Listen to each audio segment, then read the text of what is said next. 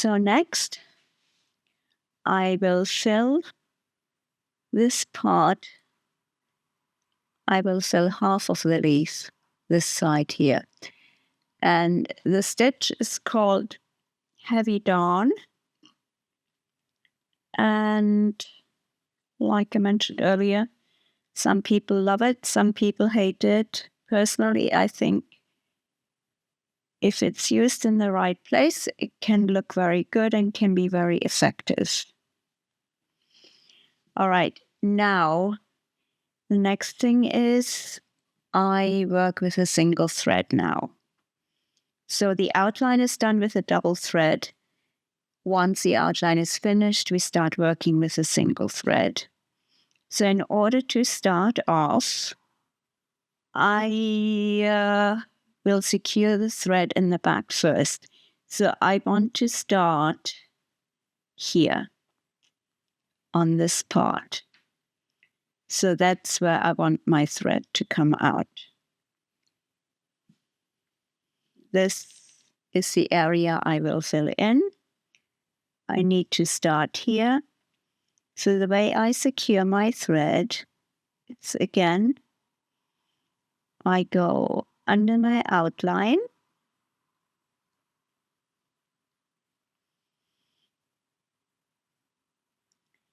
And now I have a little tail here.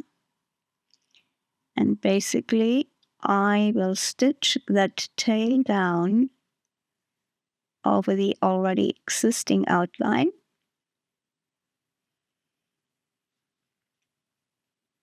I need to make sure to catch it.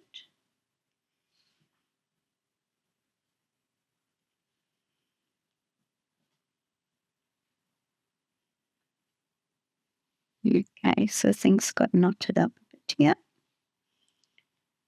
Okay, I catch the thread here. There we go. And that basically creates a knot. Now another stitch or two.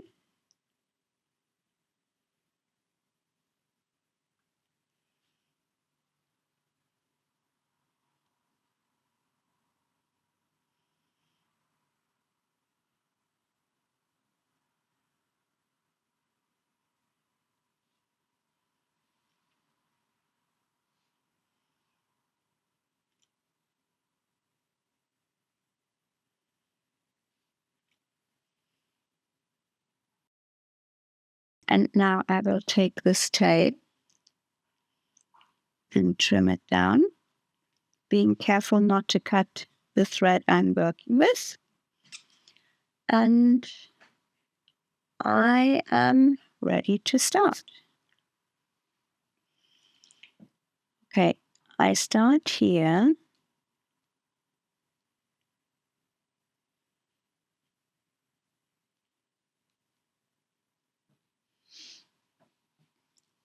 And like in darning, for you who are familiar with it, I will lay threads down across the center of my row of hexagons. Here, here, here, here. I will not go through them like done here with needle run. I'm just going to go from here all the way to the other side of the outline.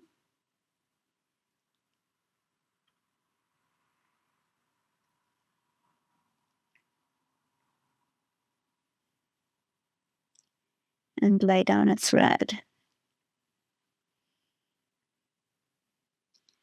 Now, in order to keep it in the center, I do a stitch to the left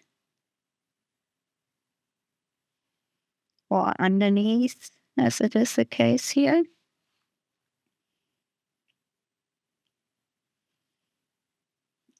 And a stitch above it.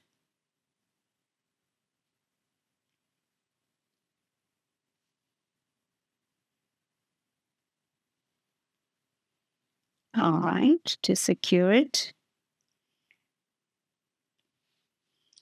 And The more I can make sure it really is down the center of it, the easier it will be to work the stitch. Okay. Now,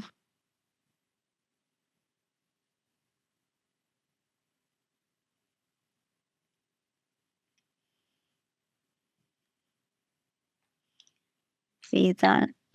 Yeah, that's in a fairly good position here. And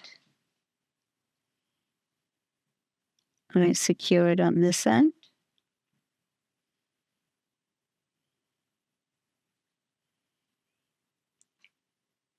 So my working thread is just lying on top of the net. Okay, so to center it again,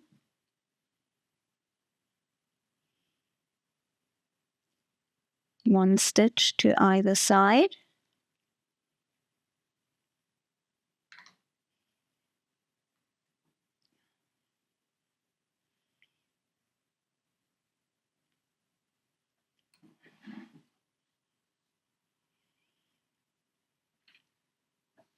And then again.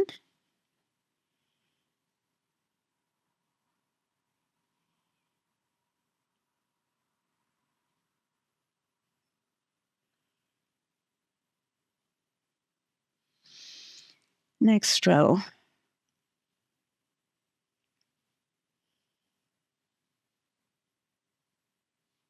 Okay. Now here it's not quite central, so I just whip around one more time.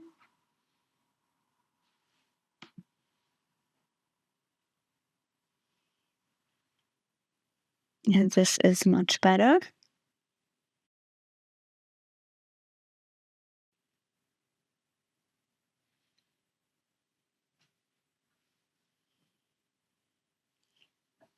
And then again. Next row.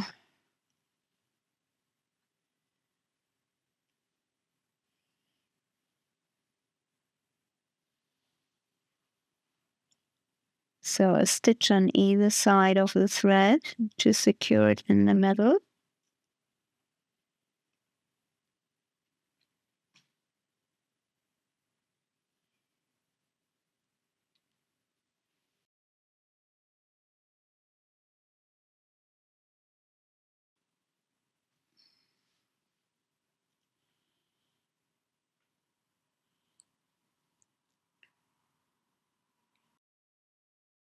This is going to be my next row. And again,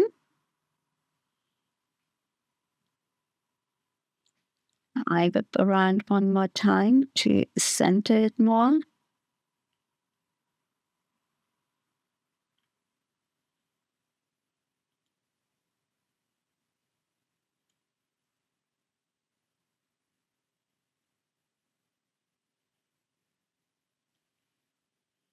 Okay. Another thread on top. Again, a stitch to either side of it to secure it in the middle.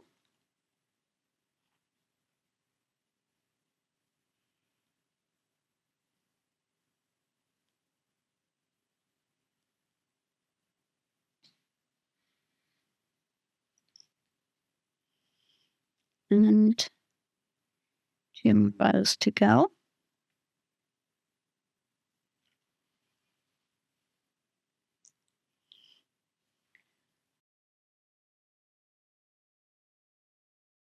I know my thread's a bit longer than it really ought to be, but it's just me.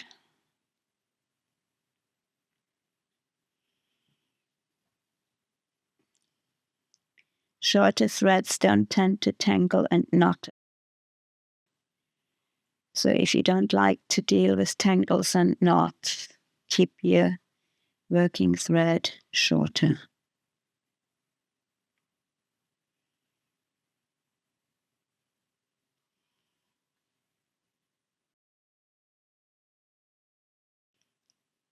couple of stitches to secure it.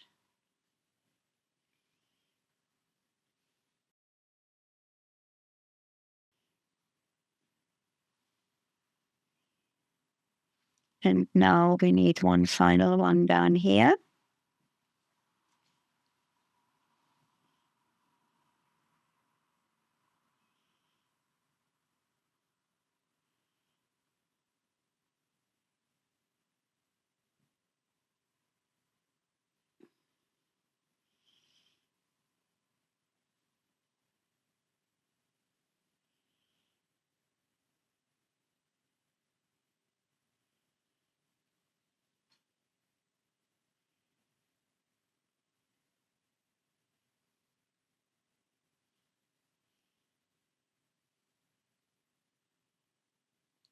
Okay.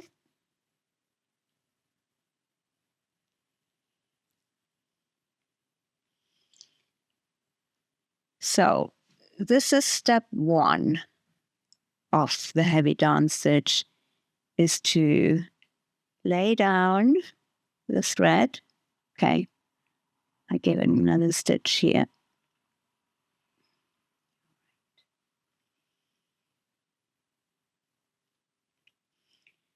To lay down the threads on top of the net. Step two is to sew it down. And okay, the way we can either sew it down this direction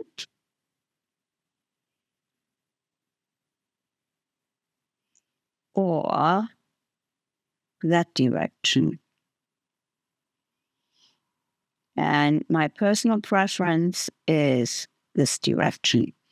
Now, if you want to make things a little easier for yourself, if you have a hard time seeing what you need to do, is you can put in a pin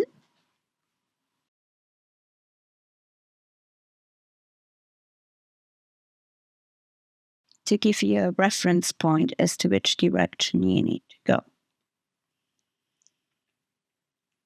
Okay, now I'm gonna go to the starting point for me,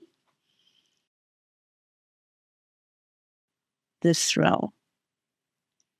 And I'm gonna come up here, and I do that simply by whipping around the outline thread to get to where I want to go.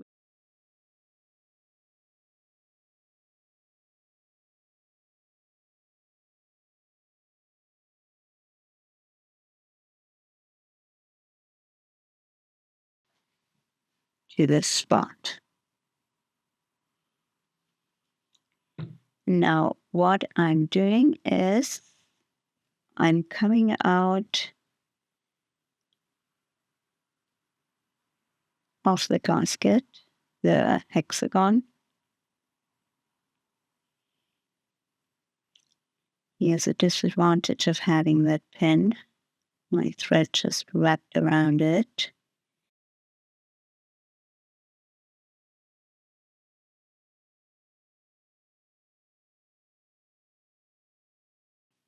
And now I shall sew down the threads one at a time.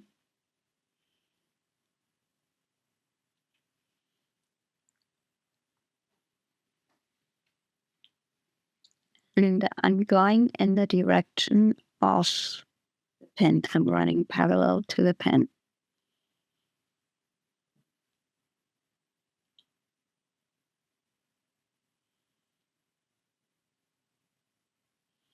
Some people manage to do more than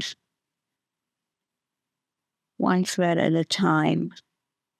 I'm not one of them. I just have to go under one bar at a time.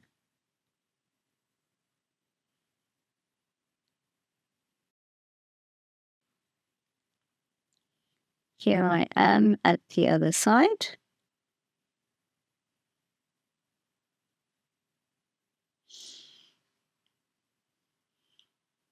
And now I will take out the pin because I find it bothersome, and I have my first row. And that's my guiding row now. So now this is my next row.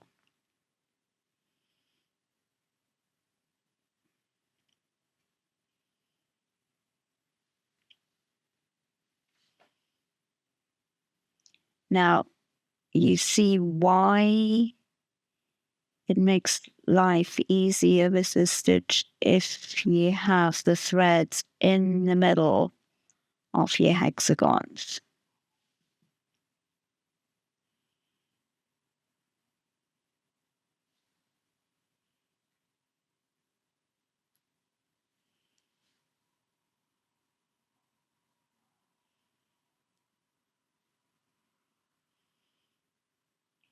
Now, the reason why some people don't like that stitch is because some people simply find that stitch rather tedious.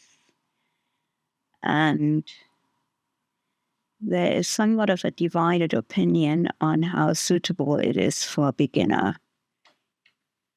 But I found myself from teaching this stitch that some people who are new to limerick lace really like that stitch, while others have a hard time wrapping their head around it. What I find is good about it, it kind of helps you to get a feel for the direction of the net and get used to how working with the net kind of works. It gives you a feel for it. So in that sense, it's quite a handy stitch to do.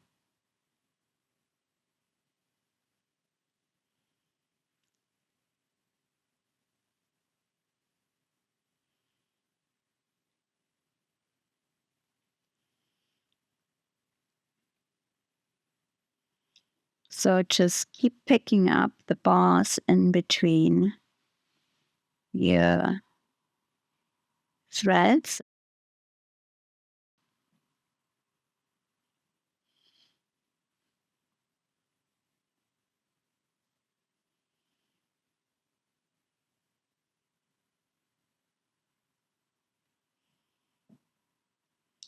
So it is worth to go slow and make sure you get them centered, because it just makes it easier when you do your stitches. And then when you come to the side, whip around the outline stitch and set up for your next row.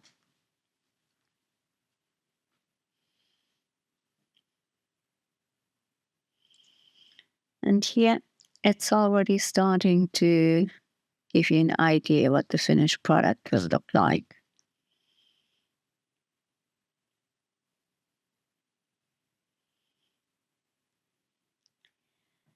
And you find that stitch in a lot of antique Limerick lace needle run pieces.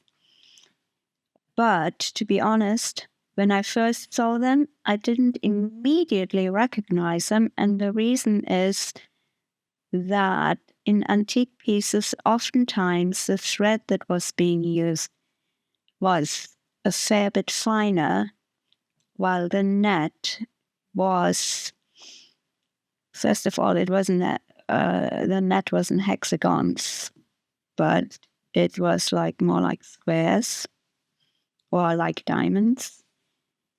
And the net was slightly bigger and the yarn was slightly finer. So it was somewhat of a, it has a slightly different look than what we are getting here.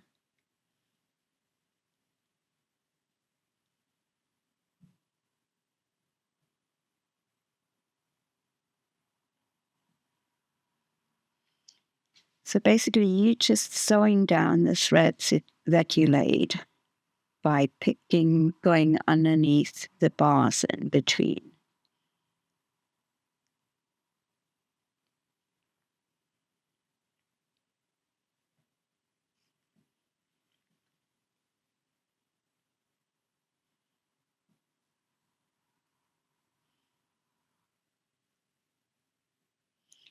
And some lace makers who are well practiced in that stitch, they can, like you can do a needle run, they can go on a few bars at one go, rather than just doing one at a time.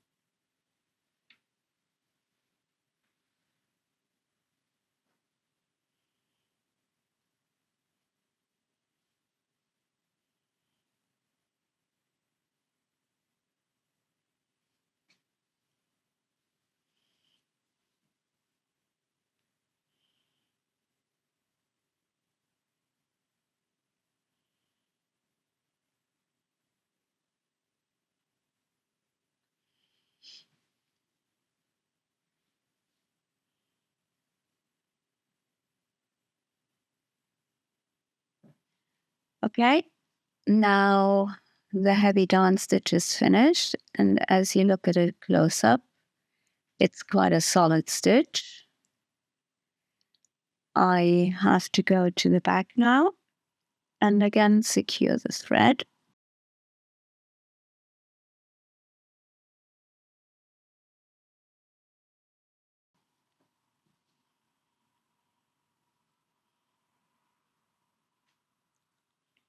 Now, with the heavy darn here, it'll be easy to hide the end of the thread.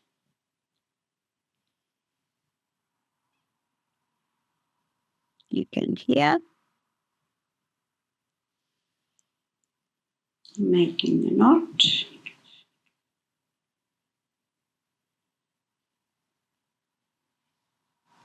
First one.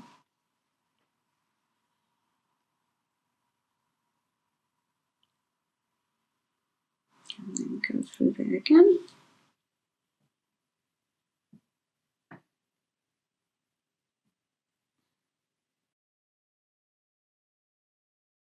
And then again here go along the outline.